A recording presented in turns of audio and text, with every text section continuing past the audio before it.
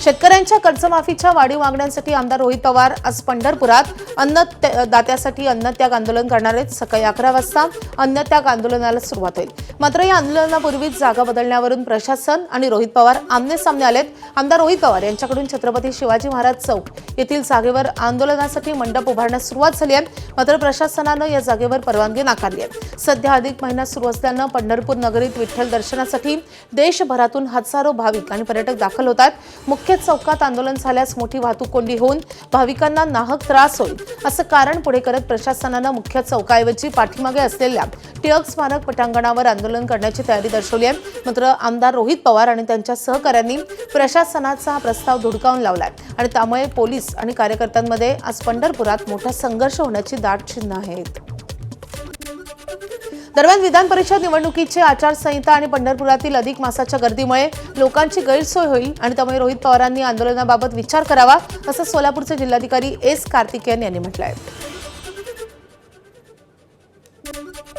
नाही, आम्ही ऍक्च्युअली रोहित पवार साहेबांनी मुख्य अधिकारीला पत्र लिहिले। मुख्य अधिकारी हा दोन्ही विषय उल्लेख करून तो रोहित पवार साहेबांना पाठवलेले। एक, सर्वप्रथम अधिक महिना आणि आषाढी वारी अधिक महिना चालू आहे आणि खूप महत्वाचं म्हणजे एकादशी चालू आहे। एकादशी म्हणजे जवळपास आमच्याकडे जवळपास 10 ते 12 लाख भाविक आमच्याकडे आलेले आहेत। लोकांच्या थोडा गैरसोय होईल। एक, दुसरा असं आहे की आचारसंहिता पण चालू आहे आणि रोहित पवार साहेबांनी जे काही मुद्दा मांडलेले आहेत त्या मुद्द्यावर आम्ही नक्की चर्चा करणारच आहेत। पण मी त्यांना साहेबांना विचार करायला लिहिलेलं आहे। तर प्रशासनाच्या या भूमिकेवर आमदार रोहित पवार यांनी काय प्रतिक्रिया दिली आहे आपण पाहूयात।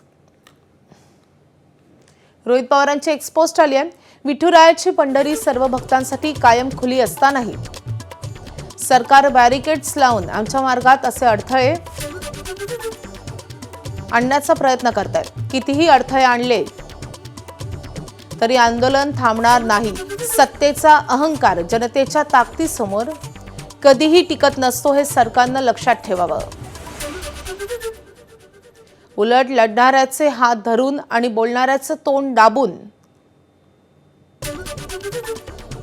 सरकार स्वतःचाच पराभव सिद्ध करतंय।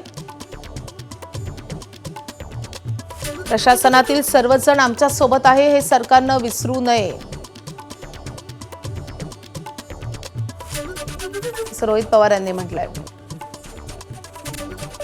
नाशिक विधान परिषदेतील महायुतीतील तिढा सोडवल्यानंतर जळगावातील पेच सोडवण्याचं भाजप नेते गिरीश महाजन यांचे प्रयत्न सुरू आहेत। जळगावात गिरीश महाजनांच्या उपस्थितीत तब्बल 2 तास बैठक झाली आहे। भाजपचे उमेदवार नंदकिशोर महाजन यांच्यासह रावेर आणि जळगाव लोकसभेचे दोन्ही जिल्हाध्यक्ष आमदार सुरेश भोळे, आमदार मंगेश चव्हाण यांची उपस्थिती होती। विधान परिषद निवडणुकीतील प्रचारासंदर्भात गिरीश महाजनांनी उमेदवारांसह आमदार आणि पदाधिकाऱ्यांकडून आढावा घेतलाय। दरम्यान शिवसेनेच्या रेश्मा काळेंनी बंडखोरी केली आहे। त्याचा प्रश्न मिटला की इकडे मिटणार आहे आणि तो जवळपास मिटलेलाच आहे। फक्त फॉर्मॅलिटी बाकी राहिलेली जळगावची फॉर्मॅलिटी बाकी सगळ्यांची बोलणं झालेलं आहे। मुख्यमंत्री बोलांची बोलणं झालं, शिंदे साहेबांचं माझं तर रोजच बोलणं सुरू आहे। सगळेच सावंत साहेब आम्ही रोज सोबतच आहेत। पसरे जरे दादा भुसे आहेत।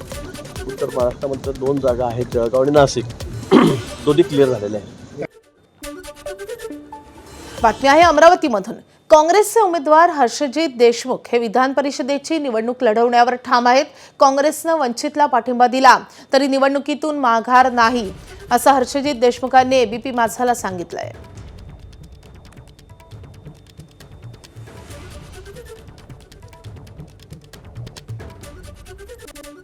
देशाच्या राजकारणात गटांगळ्या खाणाऱ्या ममतांच्या तृणमूलला सोनिया गांधींनी विलीनीकरणाची ऑफर दिली आहे। त्याचवेळी काँग्रेसमधून फुटलेल्या सर्व पक्षांनी काँग्रेसच्या झेंड्याखाली एकत्र यावं असा सल्ला ठाकरेंच्या शिवसेनेनं दिलाय आणि त्यामुळे शरद पवारांचे राष्ट्रवादी काँग्रेसमध्ये विलीन होणार का याची जोरदार चर्चा सुरू झाली आहे। विशेष म्हणजे संजय राऊतांच्या सूचनेची नोंद घेऊ असं वक्तव्य करत सुप्रिया सुळेंनी सावध प्रतिक्रिया दिली आहे। शरद पवारांनी पुढाकार घ्यावा असं म्हणत राऊतांनी आपल्या सूचनांचा प्रस्ताव कायम ठेवलाय। त्यावर सुप्रियांची प्रतिक्रिया अतिशय बोलकी ठरतेय। सुप्रियांनी पूर्णपणे नकारात्मक प्रतिक्रिया दिली नसल्यानं चर्चांना उधाण येते आणि त्यामुळे शरद पवारांच्या राष्ट्रवादी नेमकं काय सुचवू पाहते याविषयी वितर्क सध्या लढवले जात आहेत। काँग्रेस हा अधिक मजबूत व्हायला पाहिजे देशामध्ये। काँग्रेसमधून निघालेले जे लहान पक्ष किंवा नेते आहेत त्यांनी देशाची परिस्थिती समजून घ्यायला पाहिजे आणि त्यानुसार एक मजबूत अशी काँग्रेस, अखंड काँग्रेस एक प्रबळ पर्याय म्हणून देशामध्ये उभी राहायला पाहिजे. माननीय शरद पवारांनी ही जी विचारधारा किंवा भूमिका बनते एकत्र येण्याची, त्या संदर्भात जर त्यांनी नेतृत्व केलं, पुढाकार घेतला तर हा विचार खूप पुढे जाईल. राऊत साहेबांचं मत ते रोज अतिशय परखडपणे आणि देशाच्या हितासाठी मांडत असतात आणि अर्थातच एका सशक्त लोकशाहीमध्ये प्रत्येकाला आपलं मत मांडायचा अधिकार आहे. आणि संजय राऊत साहेब माझ्यासाठी एक मोठे भाऊ आहेत, त्याच्यामुळे त्यांनी जे काही सूचना दिल्या आहेत त्याची नोंद आम्ही प्रत्येक जे सूचना करतात त्याची आम्ही नोंद घेतो. दरम्यान काँग्रेस आणि राष्ट्रवादीच्या विलिनीकरणावर काँग्रेसचे नेते नाना पटोले यांनी काय प्रतिक्रिया दिली आहे आपण पाहूयात. राष्ट्रवादीचं पवारसाहेबांचा प्रस्ताव ऑलरेडी त्यांनी पहिलेही दिलेला होता आणि काही कारणास्तव तो उशीर झालेला होता.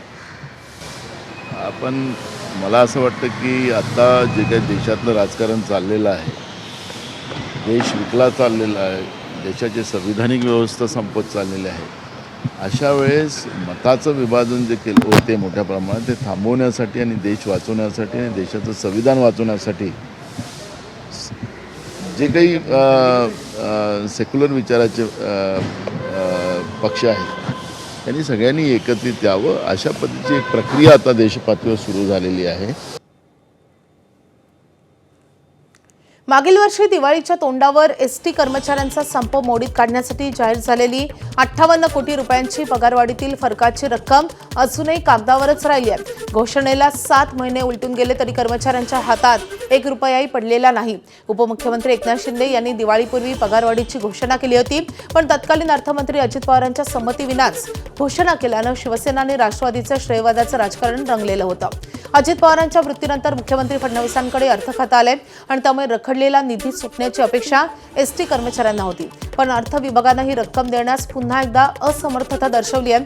देवेंद्र फडणवीस अर्थमंत्री झाल्यानंतर त्यांनीही यावर तोडगा न काढल्यानं आता हा वाद शिवसेना विरुद्ध भाजप असा रंगण्याची चिन्ह आहेत. मात्र राजकीय पक्षांच्या श्रेयवादात एसटी कर्मचाऱ्यांची पदरी मात्र निराशाच पडतीये.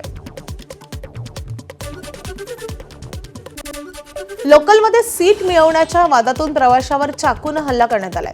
चाकूनं हल्ला करणाऱ्या 2 आरोपींना कर्जत रेल्वे पोलिसांनी अटक केली आहे. या प्रकरणातील आणखी एक आरोपी फरार असून त्याचा शोध सुरू आहे. फिर्यादी सतीश कुमार पाठक गुरुवारी सकाळी 6:30 वाजण्याच्या सुमारास CSMT ते खोपोली दरम्यान लोकलच्या लगेज डब्यातून प्रवास करत होते.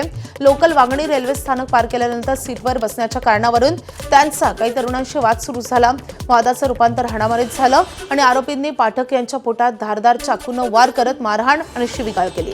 या घटनेनंतर कर्जत रेल्वे पोलीस ठाण्यात अज्ञात आरोपींच्या विरोधात गुन्हा दाखल झालाय. यानंतर कर्जत पोलिसांनी CCTV कॅमेऱ्याच्या आधारावर या आरोपींना 12 तासात अटक केली आहे. गावातील अवैध दारू धंदे आणि गुन्हेगारी मोडून काढण्यासाठी पोलीस अपयशी ठरतात.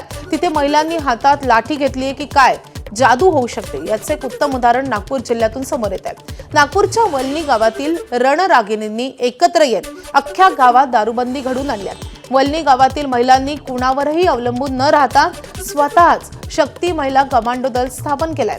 गेल्या 2 वर्षांपासून या रणरागिणी रोज संध्याकाळी गावात सिंगम स्टाईलनं गस्त घालतात आणि अवैधरित्या कुणी दारू विक्री करतंय का, कुणी गावात दारू पिऊन आलंय का यावर पाळत ठेवतात. यामुळे गावातील अवैध धंदा पूर्णतः बंद झालाय. त्याबरोबरच गावातील गुन्हेगारी व भांडणाचे प्रमाणही कमी झालंय. 3 वर्षापासून या शक्ती महिला दलाच्या महिला गावामध्ये गस्त घालतात. आपण त्यांना विचारूया की याची सुरुवात कशी झाली ताई? सुरुवात 2024 पासून याची सुरुवात झाली. पद्मश्री शमशाद बेगम मॅडम छत्तीसगडवरनं त्यांनी आम्हाला 10 दिवसाची ट्रेनिंग दिली आणि त्या ट्रेनिंगमध्ये आम्हाला सांगितलं की दारूबंदीविषयी आणि ग्रामस्वच्छता, भ्रूणहत्या, बालविवाह याच्याविषयी आम्हाला ट्रेनिंग दिली. आणि आमच्या गावात आधी दारूचे दुकान होते, 4 दुकान होते दारूचे. तर आम्ही रोज रात्री गस्त घालत असते आणि त्यावर बंदी केली. मला सांगा रोज गस्त घालण्याची वेळ कशी आहे, किती आहे आणि गावातल्या कोणकोणत्या भागामध्ये कशा प्रकारे गस्त घातली जाते? गावातली वेळ आम्ही 8 वाजता इथे महिला गोळा होतो. 8:15 वाजता आम्ही इथनं निघतो. आज एक एरिया घ्यायचा, थोड्या वेळाने दुसऱ्या एरियामध्ये जायचं. म्हणजे आज हा एरिया घेतला आपण तर उद्याच्या दिवशी दुसरा एरिया घ्यायचा. अशानुसार आम्ही फिरतो.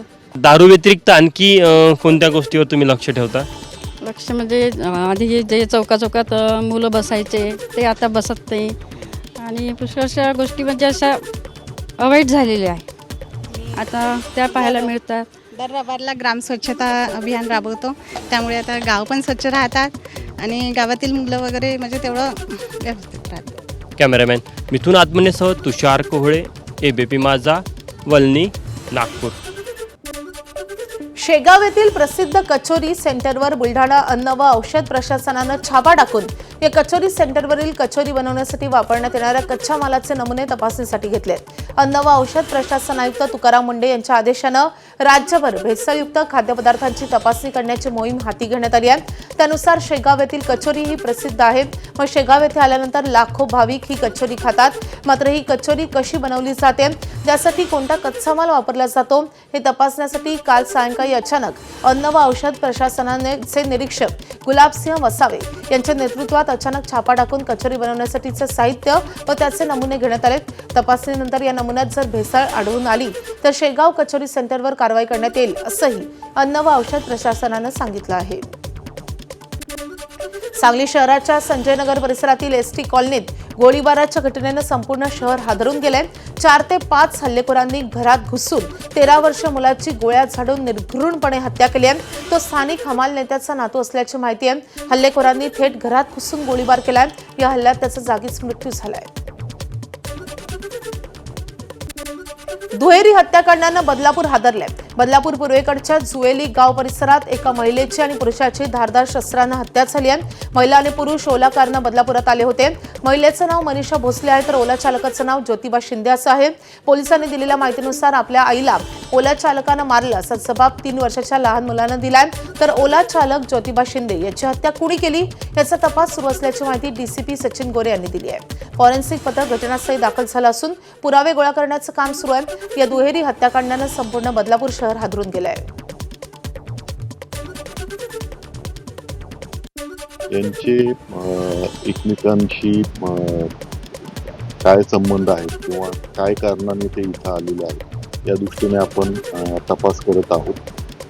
प्राथमिक दृष्ट्या जी माहिती मिळालेली आहे, जो आय विटनेस आहे या महिलेचाच मुलगा जो आहे तो त्यांनी सांगितलं की या ओला ड्रायव्हरनीच तिला मारलेला आहे आणि पुढची काय नक्की घटना आहे, त्याला कुणी मारलं किंवा त्यांनी सेल्फ इन्फ्लिक्टेड इंजुरी करून घेतलेल्या आहेत का, या अनुषंगाने पण आमचा तपास सुरू आहे.